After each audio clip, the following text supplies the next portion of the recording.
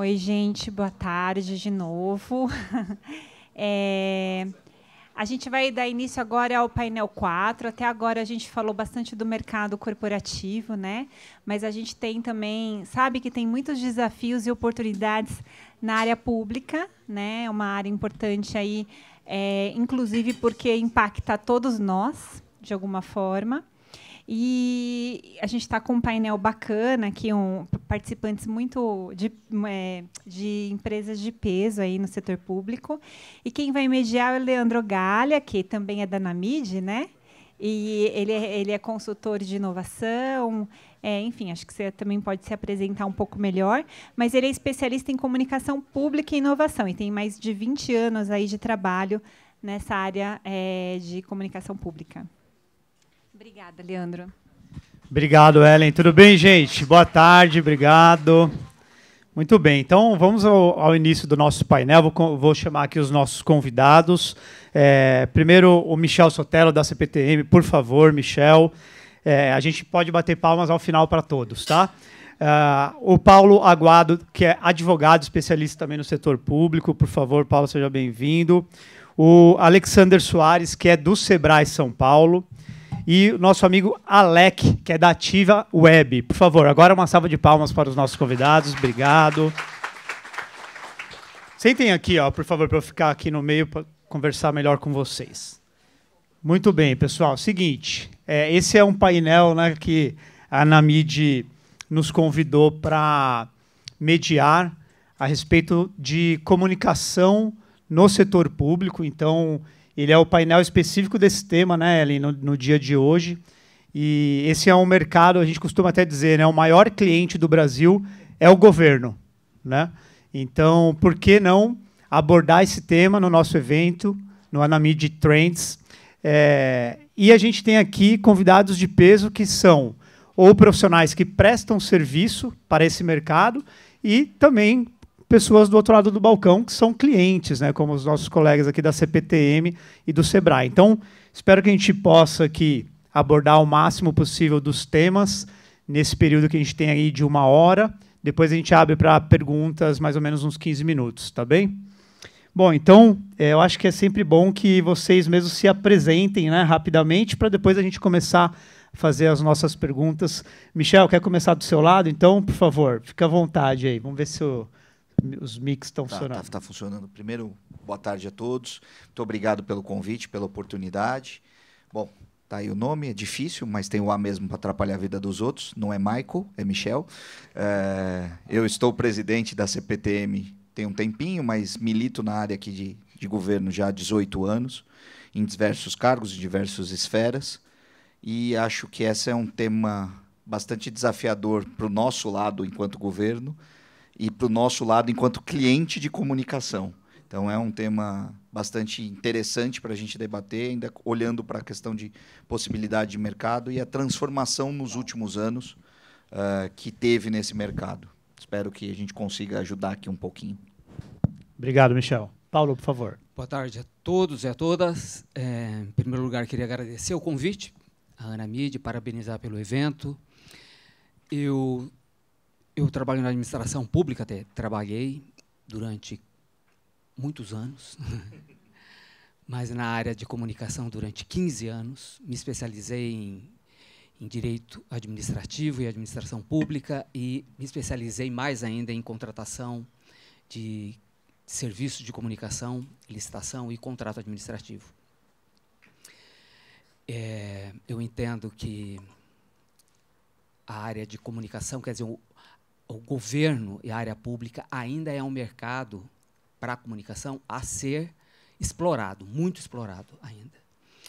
Ela precisa muito contratar, ela sempre se agrada muito quando conquista serviços de comunicação e quando ela conquista novas ferramentas, ela se aproxima da inovação, mas ela faz isso ainda de maneira muito devagar, ela faz isso de maneira muito tímida.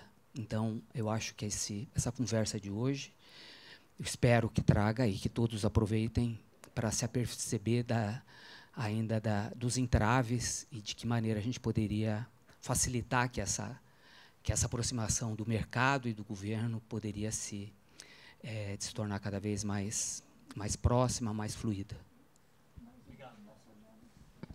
Boa tarde. Meu nome é Alexander, eu coordeno a comunicação do Sebrae São Paulo.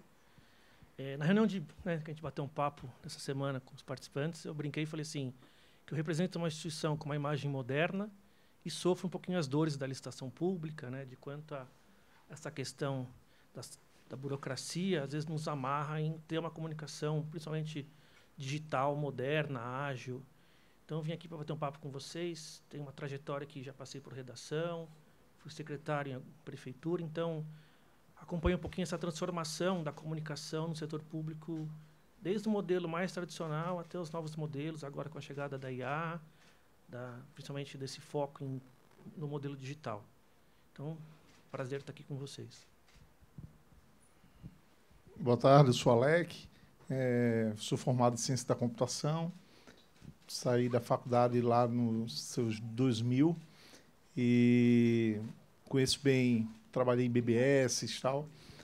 E hoje a gente trabalha bastante com a parte de análise de dados. A gente tem uma agência, a gente tem escritório em Brasília, a gente vai estar aqui conversando sobre esses dados. Sou também prata da casa, sou professor do curso de pós, na gestão de política e de campanhas eleitorais.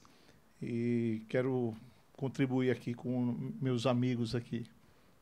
Muito bem, Alec. Então, vou aproveitar que você já está com o microfone. Sim. A gente começa falando com você, mas antes eu quero já aproveitar e fazer um merchan aqui do lançamento do livro do Alec, Maracajá, que é o Brasil Digital nas entrelinhas da polarização política. Tá? Então, tem algumas edições. Essas edições aqui, o que a gente vai fazer? Vai sortear? Vai sortear. Ah, muito bem. Então, Ellen, a gente já organiza isso ao final. E nesse livro, Alec, você fala sobre uma análise de Big Data de 2017 a 2024, falando sobre a polarização política, né? E você trabalha com dados, né? Essa é o seu forte, seu core de negócio. Então, minha pergunta é a seguinte: como que os dados comportamentais, né, extraídos das redes sociais podem contribuir para entender as mudanças políticas e sociais no Brasil contemporâneo? Cara, é sensacional, porque é o seguinte, hoje o Brasil ele vive um momento muito, muito delicado e quando a gente vai para 2015, por aí, ou vamos voltar um pouco atrás, quando a gente analisa as redes sociais antigamente, era o Mirk, as redes sociais que a gente tinha era o Mirk, bate-papo, né? Então, mas ali não coletava dados. A virada da coleta de dados foi no Orkut. O Orkut começou a provocar essa coleta de dados. A partir do momento que a gente tem coleta de dados, eu posso fazer análise. Quem gosta muito de dados e de métricas é o Sebrae, né? O Sebrae vive de métricas. Então, a gente, no 2015, por aí, começou a coletar dados de mercado, sendo que a gente não tinha como salvar. A gente começou a salvar todos os dados dentro de um servidor. E, com isso, veio o quê? Veio o momento da polarização. Polarização não, veio aquele momento delicado do país, que foi Dilma saindo, impeachment, né, aquela coisa toda, e a imprensa nacional queria dados em relação a isso. Como é que está o comportamento dos internautas? Como é que está isso? E a gente começou a fazer várias análises, colocaram o nome até de Luciano Huck. Aí a gente fazia análise em cima do Luciano Huck. O cara tem milhões de seguidores, sendo que mas não tinha a ver o assunto com política. Então, a gente capturava esses dados e fazia uma análise em cima desses dados. Não é um monitoramento em si. Monitoramento é algo importante, sendo que a gente tratava esses dados. E é o que a gente vem fazendo isso. O livro mostra exatamente isso. A gente mostra o crescimento da polarização, o crescimento das redes sociais, junto com a política, né? Então, a política, as pessoas começaram a estar mais conectadas pós-pandemia, as pessoas estão muito conectadas. Hoje, o celular é a primeira tela do brasileiro há anos. E, com esses dados, a gente começou a entender a força que tem os dados em si. Hoje eu, inclusive, fiz uma matéria falando sobre isso, que é o petróleo, né? Hoje, quem detém o poder dos dados detém uma soberania em cima de todo o contexto, né? Da política, de uma sociedade. E a gente mostra exatamente isso no livro. E um alerta, né, que eu vou até deixar esse alerta já para aquecer o debate aqui. A gente tem um grande gap e um grande problema em relação a esses dados. Os dados, eles não são nossos, os dados não são de ninguém. Os dados têm donos, que são 5, 6, que são as plataformas. Hoje, quem detém o poder do conhecimento são as plataformas. E em um mundo, em um país que os dados têm esse poder, então a gente pode estar vivendo um momento próximo a acontecer um feudalismo digital, um momento onde o digital, quem detém esses dados, detém todo o poder de direção que um país pode ter, que seria a soberania de um país, né? Então, fala mais ou menos isso. Muito bem. E parabéns pelo livro, viu? Eu quero ler esse livro porque a gente entende que no setor público a gente tem também a questão do marketing político, né? Existe ali as instituições, né? O Estado ou as entidades públicas, existe também um outro mercado, que é o mercado de marketing político, e ambos necessitam plenamente aí do uso de dados para tomar suas decisões estratégicas, né, Alec? Agora eu vou para outra ponta, Michel, vamos lá, porque o Michel ele vem para falar de um case, né? Porque não sei quem segue a CPTM nas redes sociais aqui. Aí, tá vendo? Ó. É tudo culpa dele, tá? Não, não é minha, não. Eu só não atrapalho, essa é a verdade. Não, mas a culpa é do estagiário, quem segue sabe disso.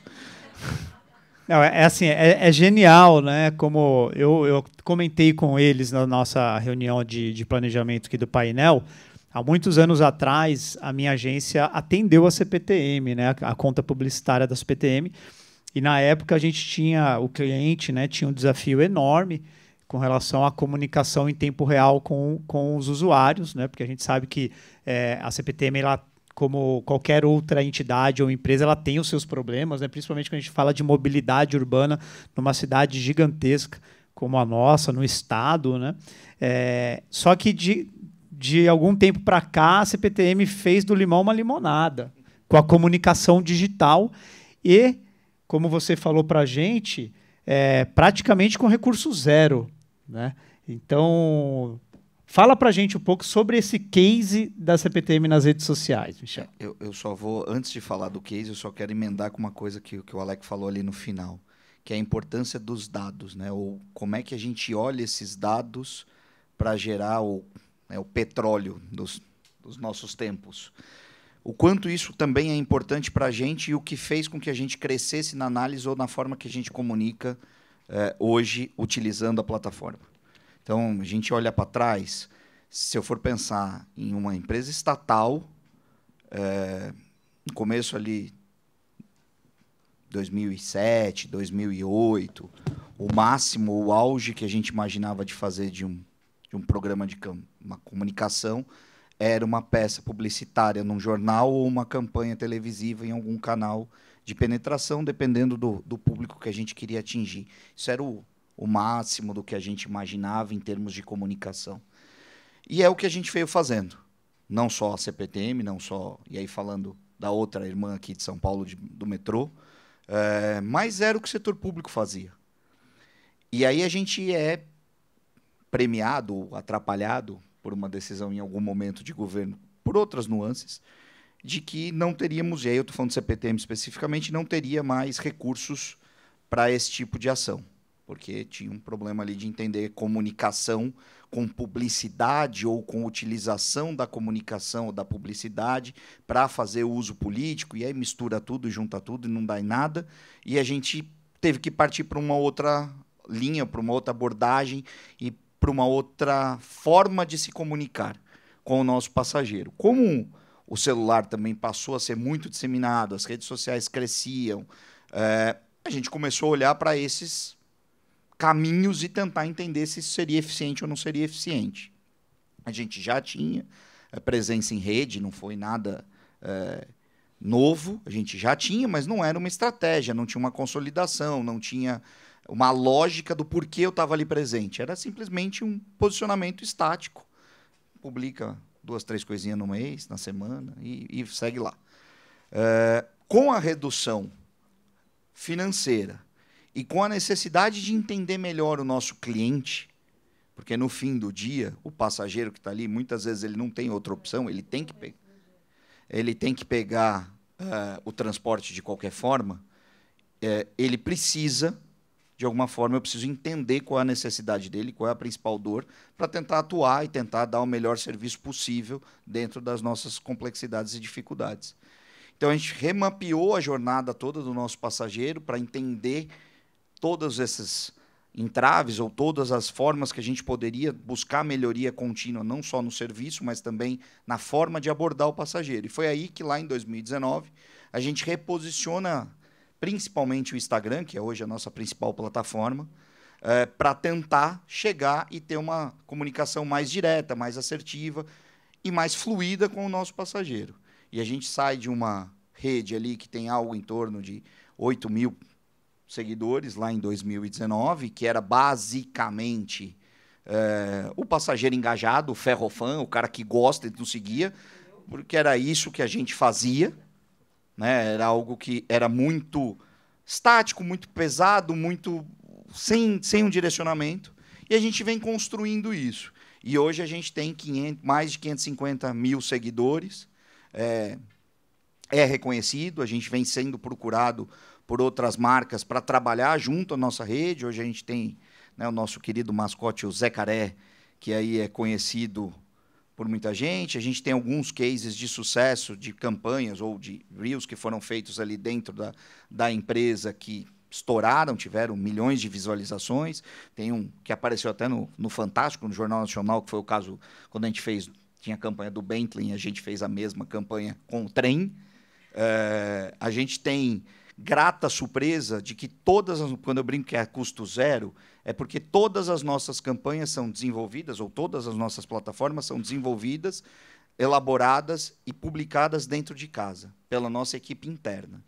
A gente não tem agência externa, então eu não sou um consumidor do mercado, por restrições financeiras, e a gente acabou desenvolvendo a competência interna. Então, hoje, toda a equipe todo o material é produzido internamente, e o que foi mais feliz, ou o que foi mais assim, reconfortante para a gente, foi que a gente, em determinado momento, inclusive, lançou um desafio aos nossos próprios colaboradores. Quem gostaria de começar a participar dessas ações? Então, a gente mapeou algumas pessoas que a gente entendiam que tinham perfil, ou que falavam bem, ou que tinham alguma desenvoltura, ou que tinham ideias, e abriu para a empresa também. Quem quiser dar ideia, olha, quero falar sobre... A gente fez um do guarda-corpo, que é aquela coisinha que a gente tem ali para direcionar o fluxo de entrada nas portas dos trens. E aquilo é produzido internamente. E o cara falou, pô, eu quero falar isso que sou eu que eu faço. E a gente fez um vídeo. E aí ele ganhou o apelido lá de um cantor, que ele parece, não sei o quê. E aí o pessoal pede para ele fazer. Então, assim, todas as pessoas que aparecem no nosso Instagram são, de fato, funcionários da CPTM que fazem aquilo por vontade.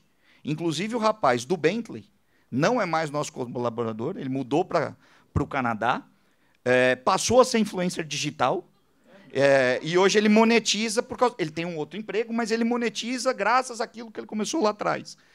Então, assim, virou uma outra carreira também para ele. Mas hoje a gente usa a plataforma como nosso principal veículo de comunicação com o passageiro. Óbvio que tem muito ainda a melhorar, é óbvio que tem espaço de crescimento.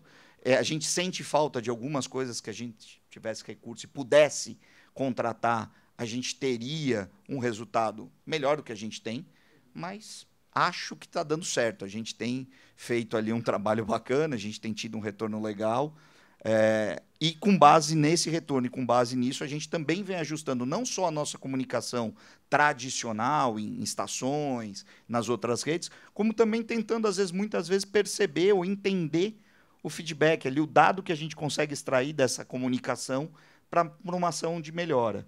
Então, às vezes, o próprio usuário, ou a própria pessoa ali na rede interage, dá uma sugestão, ou interage e diz que tem um problema que a gente ainda não constatou, e graças a essa interação a gente consegue, de alguma forma, atuar. Então, ela tem funcionado muito nesse sentido, de engajar, de desmistificar muitas coisas, muitas vezes para explicar o que está, de fato, acontecendo, mas também nos serve muito de base para colher insumos, colher subsídios para, de repente, melhorar alguma ação ou pensar em uma ação melhor de alguma atividade. Eu vou aproveitar e tirar uma dúvida que eu tenho particular aqui, que é quando a gente trabalha como o fornecedor, né, a agência, o consultor, e a gente tem aí um case como esse, a gente sempre se pergunta como que é a equipe, né? Como que é o dia a dia, qual que é o processo? Porque a gente está falando de redes sociais que a gente está falando de trends, né, que acontecem ali, que se você não fizer aquele vídeo no dia, passou o timing. Então, Michel, conta para a gente aqui como que é esse dia a dia lá. Chegou segunda-feira, o pessoal chegou na CPTM para trabalhar, tá rolando uma trend na internet, ali nas redes. Quem que tem a ideia? Passa por alguma aprovação? Quem que fica com o celular? Quem tem a senha do Instagram? Como que é isso no dia a dia? Não, a senha do Instagram eu não sei. Mas a gente tem, obviamente, uma gerência de marketing, um departamento que cuida disso, inclusive o chefe do departamento está ali, ó, o Eduardo. E se eu falar alguma coisa errada, ele me corrige. Mas a gente tem uma equipe hoje de 7 pessoas que fazem essa parte de criação, desenvolvimento. E, cara, assim, eu brinco que eles são basicamente uma agência funcionando dentro da CPTM. Eles não têm o perfil técnico da CPTM, eles muitas vezes são incompreendidos pelo resto da empresa. O pessoal de criação, principalmente, quando eles pedem lá e falam, pô, eu queria ficar em home office porque eu queria pensar melhor, porque eu funciono melhor, a gente tem que dar um jeitinho de deixá-los, porque o resto do pessoal torce o nariz. Mas é basicamente um setor de criação. A gente tem 4 pessoas hoje trabalhando na criação, desenvolvendo, acompanhando. A gente tem mais 3 pessoas hoje que fazem o acompanhamento e monitoramento da rede, que interagem de fato na rede. Mas a criação, basicamente, são ali 4 pessoas. A gente tem, obviamente, uma régua de planejamento, uma régua de aprovações, mas funciona super fluido, não tem... E o que a gente conseguiu, e aí também vai um pouco de perfil, vai um pouco de confiança, vai um pouco de maturidade na gestão dessa rede, é que a gente conseguiu ser muito ágil para não perder o trem. Boa. A gente conseguiu, com isso, ser muito ágil. Então, assim, muitas vezes a criação já desenvolve, não passa por aprovação de ninguém. Porque a gente sabe que o que vai sair dali não é nenhuma bobagem. A gente não vai ter que depois se desculpar. A gente tem isso muito brifado, a gente tem os processos muito claros ali do que dá, até onde dá, qual é o limite do que dá, qual é o arquétipo que a gente trabalha na rede e o tom que a gente dá. Então, eles têm uma liberdade criativa bastante grande, óbvio. Em determinados momentos e circunstâncias, isso precisa ser alterado, e aí sim a gente sobe o nível de aprovação, mas normalmente isso é definido e decidido ali, ou a equipe, quando é alguma coisa um pouco mais sensível, alguma campanha um pouco mais longa, aí sobe dentro dos níveis de aprovação normal. Mas eu posso lhe dizer que nesta minha nova passada em CPTM, eu estou lá há 8 meses, eu não aprovei campanha nenhuma, eu só aprovei uma parceria. Todo o resto fica no nível deles de desenvolvimento e criação, e a gente não teve problema nenhum. Legal. Então, na verdade, né, fica ali o Eduardo à frente dessa gestão. E isso vai muito da cultura do cliente também de peitar a cultura interna, né? Bastante. Como você colocou, porque assim, colocar a comunicação que muitas vezes internamente as pessoas não aprovariam, porque isso não o que é esse Bentley? O que é esse trend? Nós somos o governo do estado, né? Então tem que ter peito para colocar as coisas para acontecer e mostrar resultado também, né, Eduardo? Então, sem dúvida, vocês estão fazendo um trabalho incrível e parabéns. E agora eu passo para Sebrae, né? Vamos falar um pouquinho de Sebrae, porque Sebrae para mim é uma grande referência, né? Eu trabalho no interior de São Paulo com muitas cidades e a gente vê o quanto que o Sebrae tem penetração, tem entrega e faz com que esses municípios se desenvolvam por meio do empreendedorismo, tanto para o pequeno empreendedor, como hoje até junto à gestão pública, né? Incentivando aí, esse trabalho em várias frentes. Então, vou fazer uma pergunta mais ampla, Alex, que é a seguinte, sobre transformação digital. Tá? De que forma que a transformação digital ela pode impactar a vida do cidadão que se relaciona com o setor público, né? Então, vamos trazer para a Sebrae, que eu acho que para todo mundo aqui, quanto mais específico a gente for com o caso, né, com o cliente, melhor para a gente sair daqui com informação mais concreta, né? Como que essa transformação que vocês têm feito, principalmente ali na comunicação do Sebrae, tem melhorado a relação com o cliente de vocês, que é o pequeno empreendedor? Deixa eu só contextualizar vocês um pouquinho do que é o Sebrae, né? Muita gente não conhece um pouquinho o que é o Sebrae. Quando eu cheguei, eu digo e disse que o nosso maior desafio hoje é furar a bolha. O Sebrae é uma instituição, eles falam, tem uma pesquisa que é a 6ª marca mais valiosa do Brasil, e muita gente confunde com um banco, com um órgão público. Enfim, a gente é um filhotinho do Sistema S, assim como é o SESI, o Senai. E, para vocês terem uma ideia, uma entidade tão conhecida, né, com recursos fartos, não tinha um vídeo institucional. Foi tentado e parava, e a agência, eu falei, gente, o primeiro passo é fazer um institucional que explique o que é o Sebrae. E aí começamos a desenvolver com a nossa equipe interna. A versão final aprovada é a V16, para vocês terem uma ideia. Mas saiu em dezembro agora.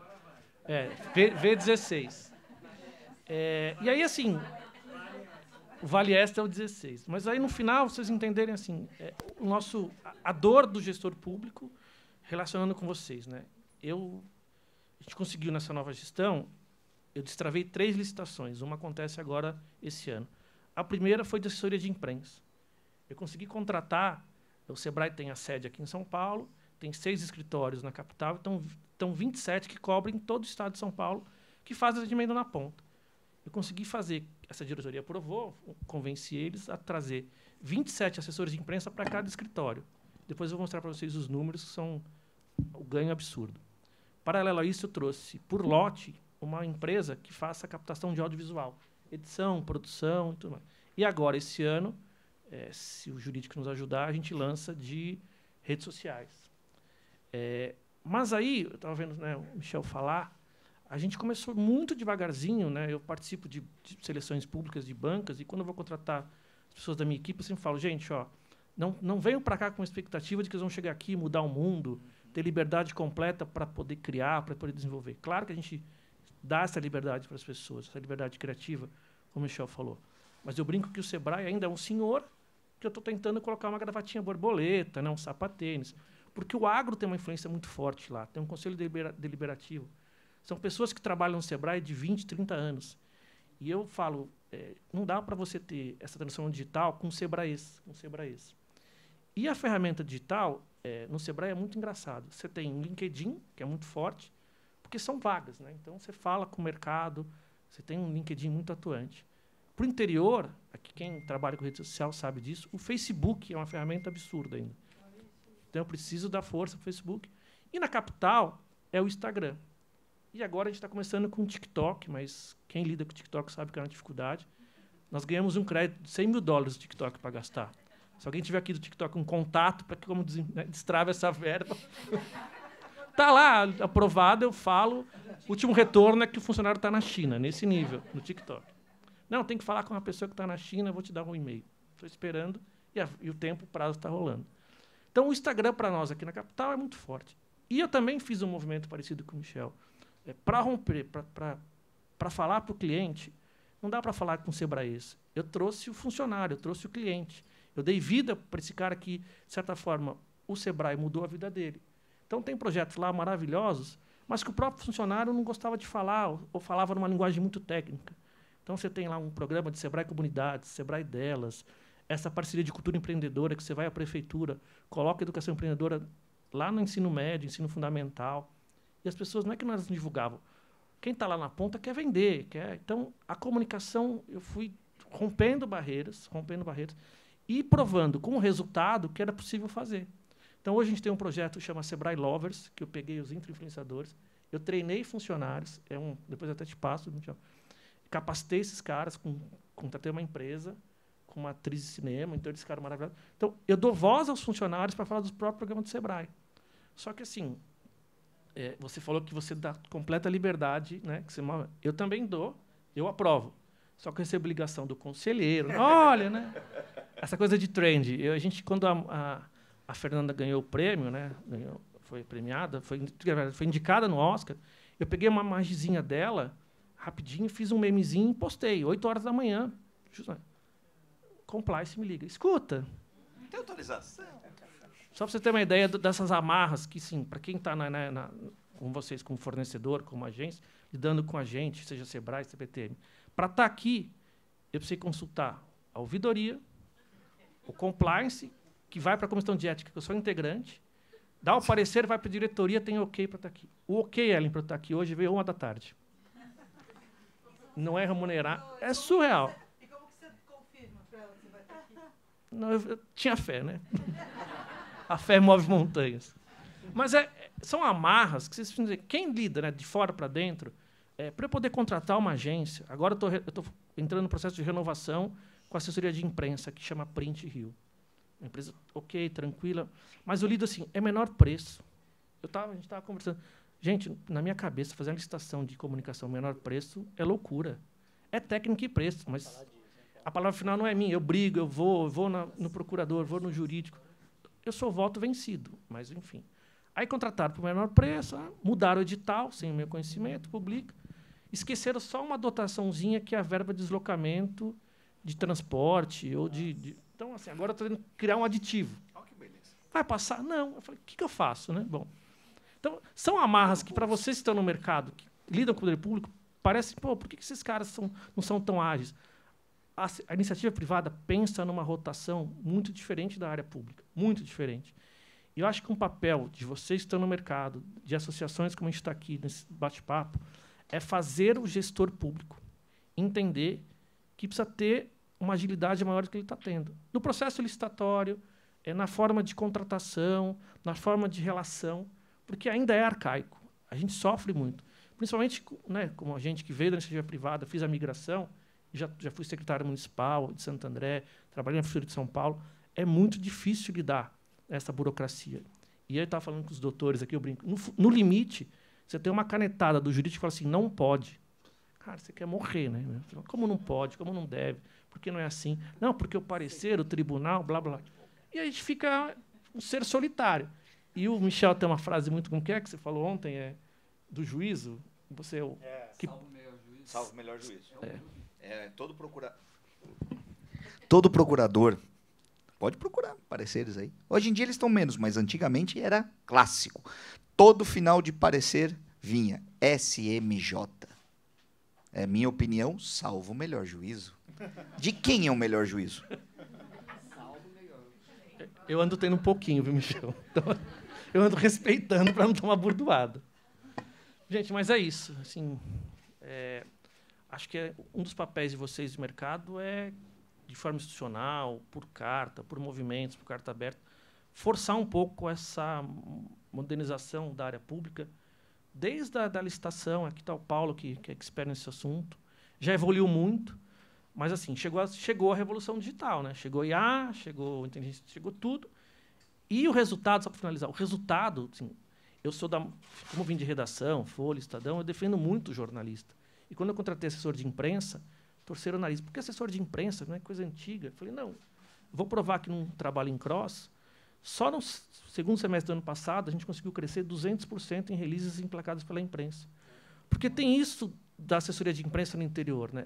Nós estamos numa capital, eu brinco. Uma coisa é o Jornal Nacional aqui, mas o Jornal Nacional de Araraquara, às vezes, é uma radiozinho, é um blog.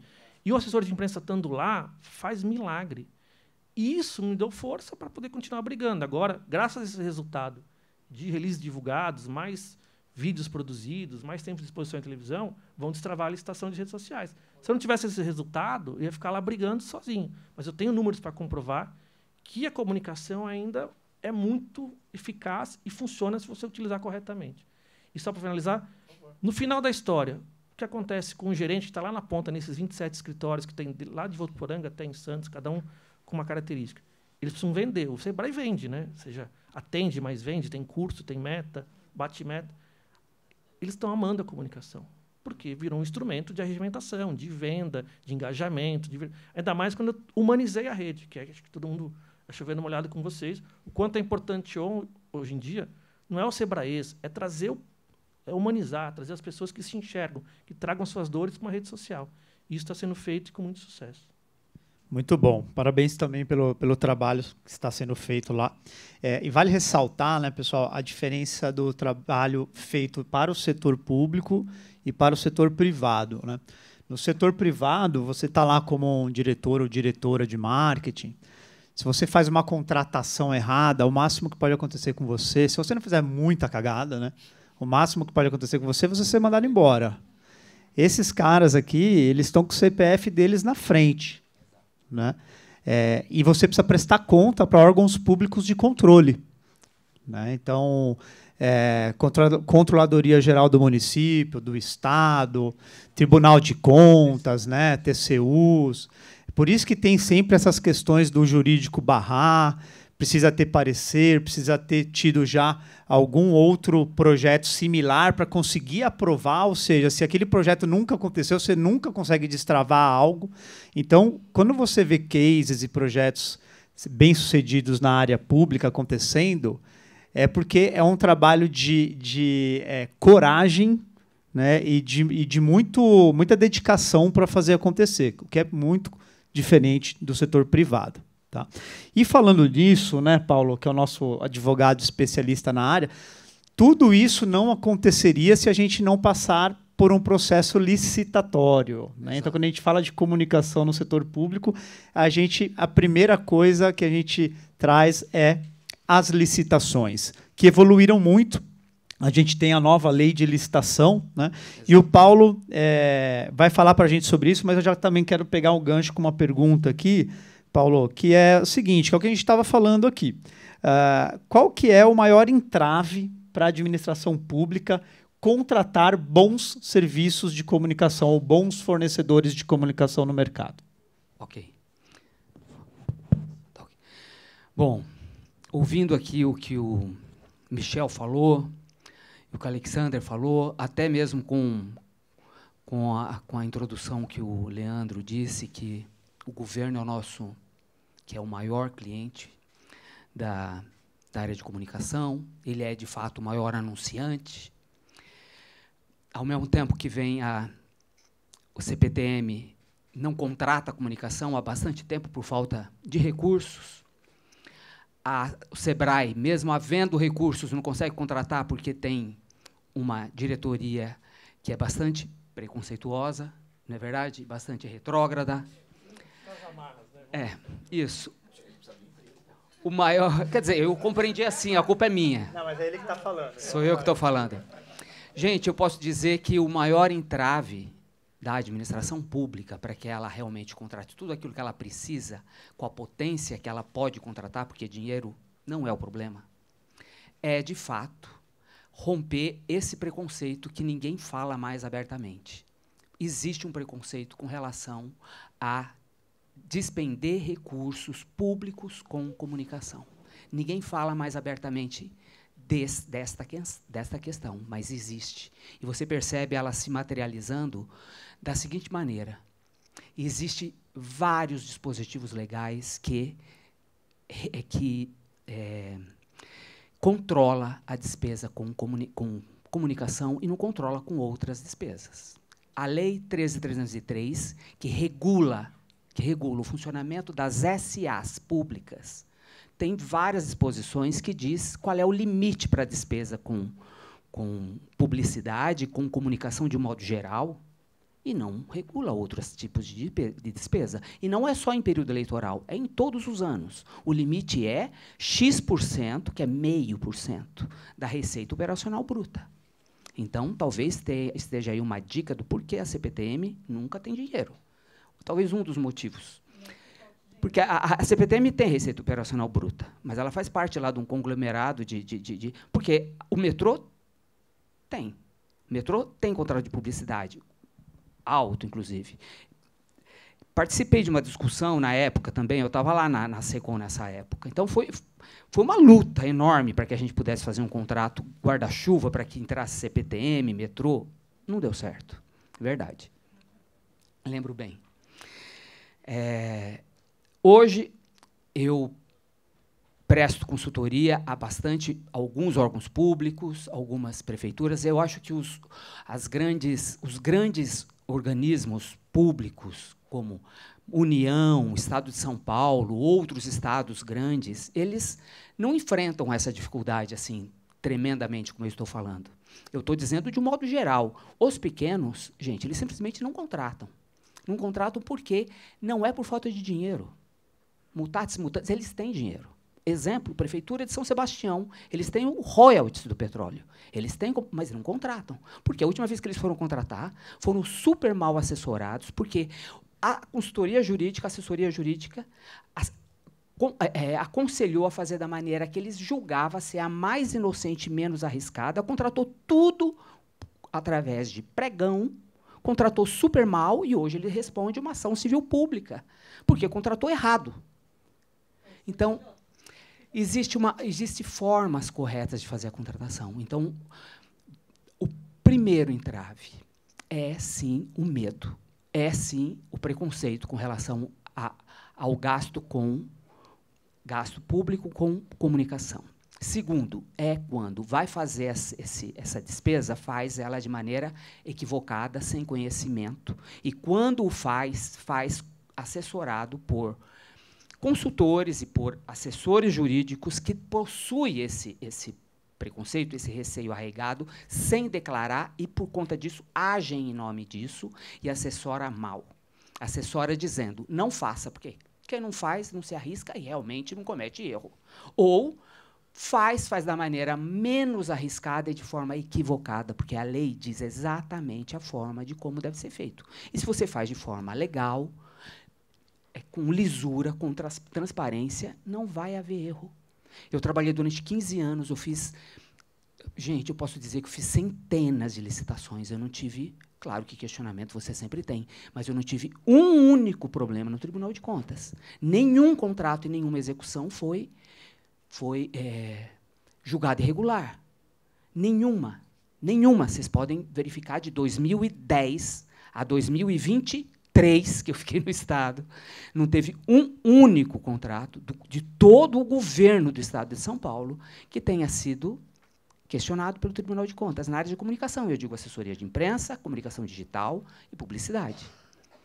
Porque existe um jeito certo de fazer isso. Desculpe, tem um jeito certo, e todos os outros é errado, porque a lei diz exatamente como deve ser feita. O Estado de São Paulo contratava, antes mesmo de existir a 12232, com muita dificuldade. O que a gente tinha para contratar naquela época era saliva, só, e depois passou a ter lei, que é muito mais fácil com lei, mas quando se tem preconceito, medo, falta de conhecimento, aí, gente, é muito difícil. Então, quando eu digo que existe ainda entraves, o maior entrave para se conquistar esse mercado ainda é a falta de conhecimento de quem deveria estar assessorando o gestor que quer o serviço. O gestor quer o serviço. Ele, quando conquista e tem, ele realmente verifica que o trabalho dele como gestor, o resultado do serviço público é muito melhor do que aquele. Aliás, o resultado é sempre melhor do que ele estava esperando que fosse. É sempre uma surpresa para a administração quando ele percebe o resultado da comunicação, principalmente na área digital. Um exemplo. O contrato com o particular, quando ele está sendo executado, e a empresa, prestadora de serviço, durante a gestão do contrato, verifica novas ferramentas, novas tecnologias que podem ser ofertadas para o cliente. Isso tem pertinência com a demanda, com a característica do cliente. Ele abraça, se houver recurso e houver condições de colocar em prática, ele abraça imediatamente. No caso da administração pública, isso não é possível. Porque para que você possa contratar e botar em prática, seja lá o que for, é necessário que você tenha colocado isso primeiro, com toda a discriminação, com valores super detalhados, com valores unitários, e tenha licitado isso direitinho lá no edital. Então, quando você licita um contrato que pode durar por 5 anos, até o prestador de serviço, a agência, sabedora disso, ela não vai ficar propondo coisa nova, porque senão o cliente fala, é isso mesmo que eu quero, eu vou rescindir o teu contrato, vou fazer uma outra licitação. Então, a agência também fica... Então, todo e qualquer contrato de prestação de serviço da área de comunicação, notadamente da área de comunicação digital, infelizmente, engessa o cliente público por pelo menos 5 anos. O que surgir de inovação durante esse período, o cliente fica frustrado durante 5 anos sem poder abraçar essa novidade, porque senão ele vai ter que abrir mão do contrato que ele tem para poder fazer uma nova licitação e inserir essa novidade nesse contrato, porque ele vai ter que fazer uma nova licitação. Esse é o desenho. Esse é o desenho que nós temos, porque ainda mais com a nova lei, agora entrando, né?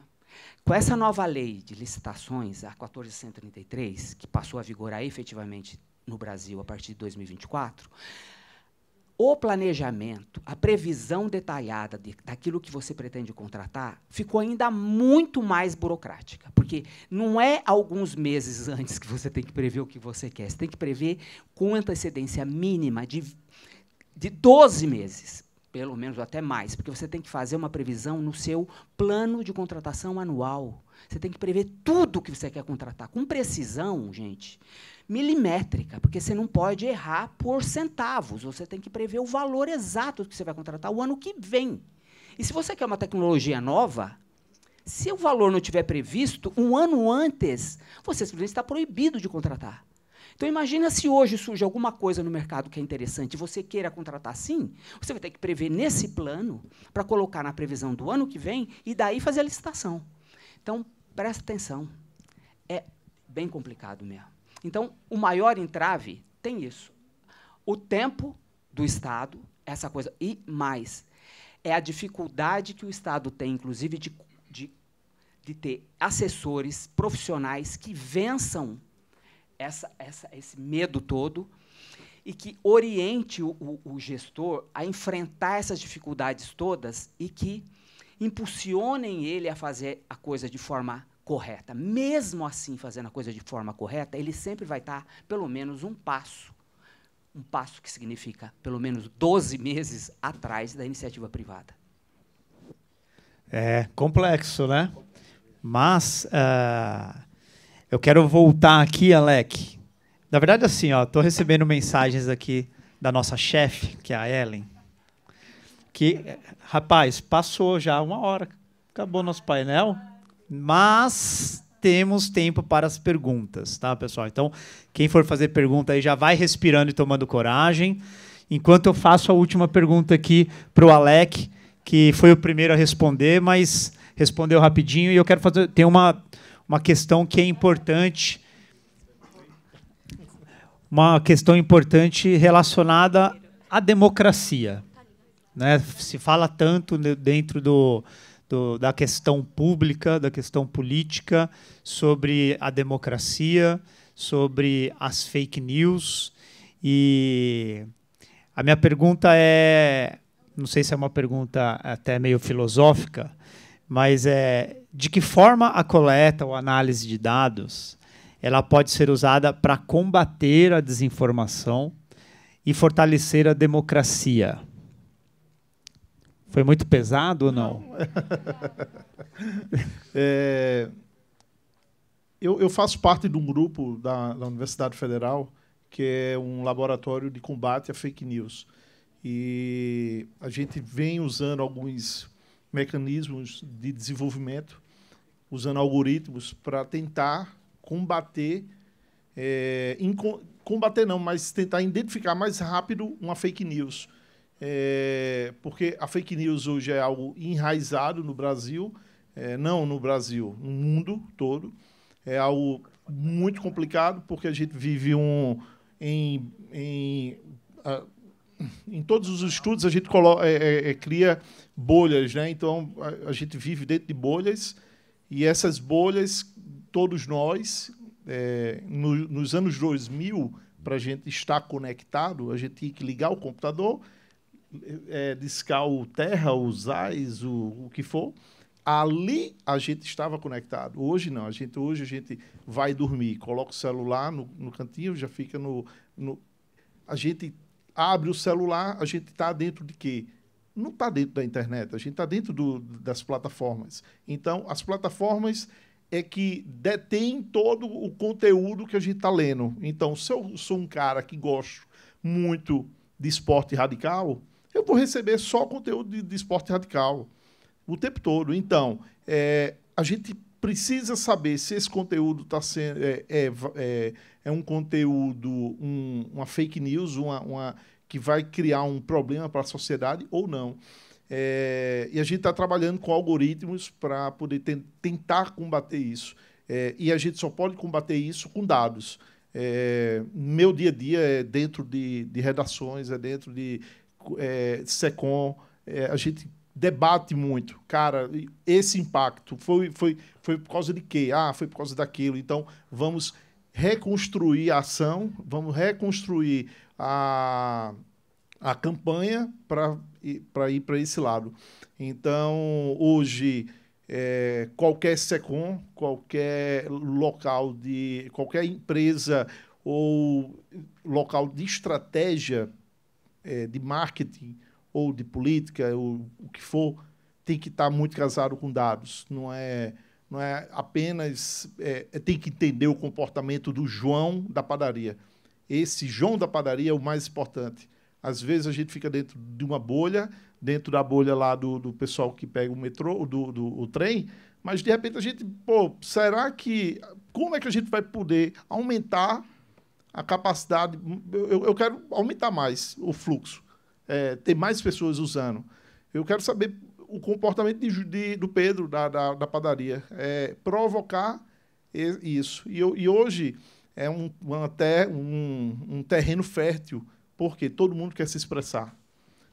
Se o trem parou, todo mundo vai meter o pau, todo mundo tem o direito de falar, e todo mundo... Isso é ótimo para a gente, porque a gente coleta esse dado e a gente vai entender o comportamento de cada um. Opa, isso aqui tem uma tendência nesse nível, então eu já coloco você nesse nicho. Então, os dados é isso. É bem dinâmico, é como nuvem. Eita, vai chover. Aí, eita, não vai chover mais. Então, vai mudando o tempo todo, né? Muito bem. Me lembrou até uma passagem de um livro que eu até indico para a leitura, que é a Biografia do Abismo, do Felipe Nunes, e ele fala sobre um conceito de calcificação ideológica, né? Que significa o quê? Que é um fenômeno, né, que nós estamos vivendo, que é relacionado à política, né, partidária mesmo, a voto, a quem eu voto, qual é o meu lado, esquerda, direita, mas que a própria população acaba produzindo conteúdos ideológicos e calcificados, no sentido que, seja verdade ou mentira, é o que ela quer acreditar. Isso. Não é? Então, a gente passa a se tornar cegos diante da realidade dos fatos, né? Então, aquele lado, né, aquele representante político daquele determinado lado pode fazer a coisa mais errada do mundo. Porém, a calcificação ideológica faz com que eu acredite e que aquilo é o correto. Ou seja, não tem uma fabriquinha, ou pode até ter, né, como dizem, mas não existe uma fabriquinha aí num submundo, num bunker, produzindo esse movimento de fake news. A própria população produz. Por conta desse conceito que eu acabei de falar para vocês. Mas, enfim, né, aí é muito profundo, um bate-papo para uma outra história. Inclusive, Felipe Nunes vai estar lá no lançamento do meu livro, já lá hoje. Onde que vai ser? Vamos aproveitar. Vai ser lá na Avenida Paulista, no Shopping Cidade, na livraria da Vila. Muito bom, legal. E Felipe é parceiro num projeto, existe um grupo de consultores políticos, que é o CAMP. Então, o Felipe faz parte do CAMP, então é bem bacana. Não. É um grupo de consultores políticos, então, pessoal de agência também, publicitários. É bem bacana. Vocês depois procuram. Muito bem. Sucesso hoje lá no lançamento, viu, Alec? Parabéns pelo livro. Vamos às perguntas, pessoal? Qual que é a primeira? Olá, meu nome é Isabela, eu sou bacharel em Direito. Eu gostaria de parabenizá-lo pelo livro, pelo lançamento. Obrigado. E sobre essa questão de dados, até fazendo um link com a pergunta, a última pergunta feita sobre democratização, os dados, ele está totalmente envolvido tanto no setor público quanto no privado. Então, a gente tem aquela questão, por exemplo, sobre democracia, né? A questão do impeachment da Dilma lá em 2013, a gente teve aquela questão do Snowden, que era dos Estados Unidos, que vazou dados na época, chefe do Estado, né? Nossa chefe do Estado na época, e dados dela foram vazados, e dados pessoais. E aí, a partir disso, veio o início da regulamentação. E até como o doutor bem mencionou, existem formas de fazer as coisas, e essas formas estão na legislação, né? E aí eu não posso deixar de trazer essa pauta da Lei Geral de Proteção de Dados, né? Com base em tudo isso que foi falado, principalmente para o setor privado, né? Que são as agências de marketing, que captam muitos dados pessoais para justamente, então, por exemplo, o Facebook, que levanta dados para te encaminhar anúncios específicos, essas questões que a gente está cansado de escutar por aí. A legislação, a Lei Geral de Proteção de Dados, ela traz isso, né? Então, eu acho legal trazer esse apontamento também de como fazer, né? Da regulamentação, que é super recente também, e a legislação em si, para quem analisa, ela traz os conceitos, mas não traz o como fazer, né? Então, eu acho que eu gostaria de levantar essa pauta, porque eu acho bem interessante, assim, é um debate que ainda são anos assim no Brasil para se desenvolver. Muito bom. Foi, na verdade, um comentário, né? Obrigado pela sua participação. Gente, eu vou abrir aqui para mais 3, tá? Ela e ela que levantou a mão. A minha é rápida. E depois vocês, o restante, se puder postar. Você também, né? Então, falando... rapidinho, doutora Alec, estava lembrando lá do Mirk, né? Olha, lembrou que eu fui CISOP lá, de uns canais lá de Sorocaba. Quem entender a conversa, revela a idade. Doutora Alex, eu sou clientão lá do Sebrae de Sorocaba, né? Então, falando em Sorocaba aí, queria saber sobre a oportunidade, né? O que vocês acham lá do prefeito de Sorocaba, a melhor cidade do Brasil para se viver? Independente de polarização, né? Oportunidade. Quero ver quem vai responder essa pergunta aqui. Passaram a pergunta, a resposta, viu? Eu gosto disso. Eu acho que, assim, de novo, sem viés político, ele achou um canal para comunicar com a população e está sendo eficiente. Se eu gosto ou desgosto, é uma questão minha. E isso vai ser decidido na urna. Quando ele se candidatar novamente, ou se não se candidatar, o que é que seja. Eu acho que, assim, é muito fácil tacar pedra. E aí, né, vamos abrir o coração. A gente apanha todo santo dia. Da hora que a gente acorda, da hora que a gente levanta no setor público. Pouco importa a sua atividade. Você está sempre atrasado, você está sempre errado, e toda vez você está fazendo alguma coisa que você não devia, se é que vocês me entenderam. Olhando para o setor de transporte, as pessoas têm certeza absoluta que a gente acorda todo dia de manhã, que o meu funcionário entra, o colaborador entra para trabalhar às 3h30 da manhã, querendo atrapalhar a vida do passageiro. Ele acorda falando, hoje eu vou atrasar o trem, hoje eu vou desligar a estrada rolante, hoje eu não vou chegar no horário. As pessoas têm certeza absoluta disso. As pessoas têm certeza absoluta disso. E eu acho que, né, a gente não precisa aqui... A gente, óbvio, trata um assunto sério em tom leve, porque, né, para ser sério você não precisa ser sisudo. Tem uma diferença nessa história. E é o que o prefeito está fazendo. Ele, às vezes, trata temas sérios sem ser sisudo. Mas ele está comunicando. Ele não está usando o sebraiês. Ele está falando com a população. Ele está dando satisfação. Se, às vezes, ele passa do tom, faz parte. Ele tem que ajustar. Mas ele está tentando conversar. Se eu concordo ou não, lá em setembro, outubro, quando ele for candidato ano que vem, a gente vai descobrir se deu certo ou não. Agora que a fábrica e o parque não ficam em Sorocaba, isso não fica.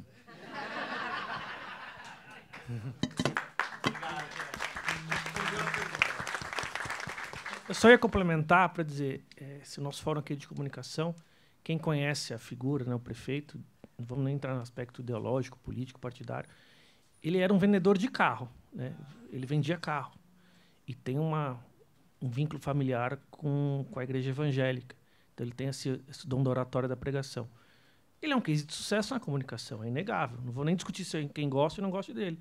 Ele soube utilizar a ferramenta, né, de rede social para se eleger, para se reeleger, para se consolidar. Então, eu sempre gosto de enxergar nessa lógica, né? De fato, é um case para ser estudado, é uma figura para ser estudada. Não estou dizendo se eu vou gostar dele ou não, se eu tenho alguma familiaridade, né, alguma simpatia ou não, mas ele é um fenômeno de comunicação. E muitos gostariam de ser ou não são, enfim. Eu acho que é uma personalidade a ser estudada, assim como indico quem segue o prefeito de Florianópolis. Ele fura a bolha, né? Esqueci o nome dele agora, sigo ele direto. É outro case de comunicação. Ele fugiu da lógica, ele é um empresário, fugiu da lógica do político e foi reeleito usando muito a rede social. Também é outro case interessante de como utilizar o prefeito de Floripa. Topázio Neto. Esse mesmo. Mas ninguém queria responder, né? Agora todo mundo quer. Mas, para complementar, o que eu acho? Que a comunicação ela é válida a partir do momento que você entrega o que você está falando, né? Então, não adianta... tem uma máxima aí das antigas, né? Não tem comunicação boa que salve produto ruim. Então, você pode fazer o melhor marketing possível. Não estou falando nem do caso do prefeito. Mas seja uma liderança pública, seja um produto, o que você comunicar, você precisa entregar, porque uma hora essa conta vai chegar. Então, fica a minha visão sobre isso, né? Beleza? Vamos lá, Ellen, então, para as próximas. Oi, boa tarde, gente. Meu nome é Priscila. Queria fazer a pergunta para o Michel, que, na verdade, assim, eu uso muito a CPTM como case de sucesso para argumentar em relação à comunicação, planejamentos, etc. Mas uma coisa que eu tenho muita dúvida é como vocês se blindam em relação a direitos autorais. Porque o que sempre bate, né, é isso, a gente quer participar da trend, principalmente, e isso falando do setor público, setor privado, e sempre vai ser a primeira pergunta que eu mesma já faço, que é o quê? O direito autoral. Eu não posso usar o Blender, por exemplo, sem direitos autorais, mas você perde a trend. Você não consegue fazer igual. E aí eu queria perguntar como vocês conseguem se blindar disso ou fica segurando a mão de Deus e vai? Está sendo gravado, então não posso falar. Não, brincadeira. Eu acho que assim, tem limite. Tudo tem um certo limite. Obviamente que dependendo do que for, você não vai arriscar. Vou pegar o caso do Bentley, porque eu acho que é um caso bastante emblemático e a gente teve alguns milhões de visualizações. E eu prometo tentar ser rápido.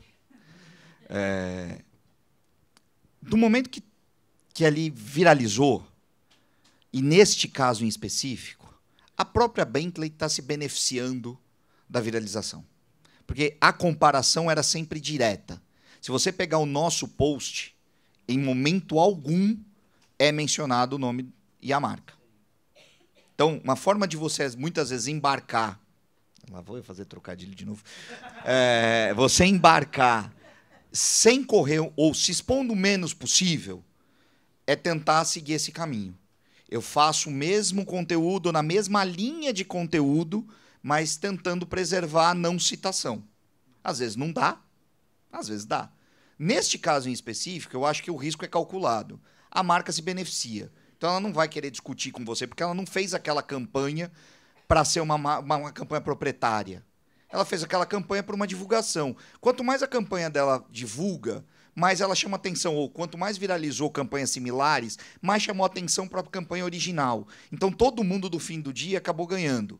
Então o risco ali de eu ter um questionamento é muito mais calculado. É diferente de eu pegar uma campanha direcionada para um público, pensada para a divulgação de um produto específico, e copiar ou embarcar nela, sendo que aquele público não é meu público. A chance de eu ser questionado é muito maior, e nestes casos a gente não vai. Então, é isso que eu digo, que eu disse lá atrás, que a gente tem essa régua ou essa lógica, é muito essa discussão prévia do qual é a consequência da minha atitude, ainda mais sendo um ente público. Então, quando a gente percebe que eu não tenho como, não vou me defender, mas eu não tenho um argumento para dizer que eu não copiei, que eu não plagiei, mas que eu fiz, no fim das contas, eu me inspirei, a gente não segue. Obviamente que tem situações que elas são muito limítrofes. E aí a gente acende a vela. Gente, eu vou pedir desculpas, mas eu não vou conseguir dar mais perguntas, porque senão eu vou prejudicar o próximo painel, que a palestrante, uma das painelistas tem que sair assim no horário. Então eu vou pedir desculpas, se vocês podem encaminhar aí via QR Code e a gente responde, aí pode fazer o seu encerramento. Bom, primeiramente quero agradecer a vocês, que os nossos convidados aqui, painel de peso. Agradecer também a Ellen pelo convite, ao Rodrigo, presidente da Anamid, que tem aí há mais de 2 anos, né, feito um trabalho junto com todo o time, aí, com o Daltro também, vice-presidente, com toda a diretoria, para que a Anamid ela seja uma associação que, de fato, que atue para o desenvolvimento do mercado digital. Fiquei muito feliz aí que a gente está com o auditório cheio aqui, né, num dia de semana. Então, obrigado pela presença de vocês, obrigado aos painelistas e uma salva de palmas aí.